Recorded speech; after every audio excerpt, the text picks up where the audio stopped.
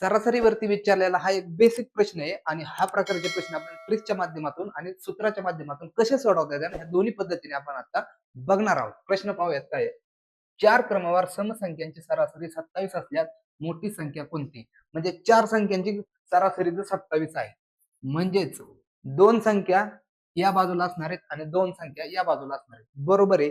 मग आपल्याला काय करायचं 27 नंतरची पुढची समसंख्या कुठली असणार आहे? 28 आणि त्याच्या पुढची कुठली असणार आहे 30 आणि 27च्या अगोदरची कुठली असणार आहे 26 आणि त्याच्या अगोदरची कुठली असणार आहे 24.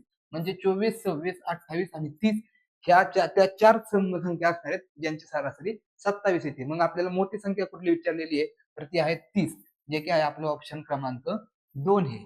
बरोबर आहे. आता हे झालं ट्रिकच्या अनुसार. आता आपण शिकणार आहे ना फॉर्म्युल्याच्या नुसार. म्हणजेच काय 27 जर सरासरी असेल तर त्याच्या चारही संख्यांची बेरीज किती येणार आहे 27 चोक 108. बरोबर आहे. आणि मग त्या 4 संख्या जर आपण कशी घेतली, पहिली संख्या जर x घेतली तर दुसरी काय येणार आहे त्या ठिकाणी येणार आहे x अधिक 2.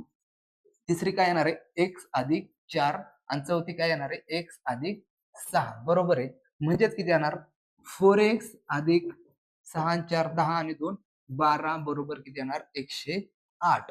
म्हणजेच किती येणार 4x बरोबर काय येणार 108 मधून 12 गेले तर किती राहणार 96. बरोबर आहे.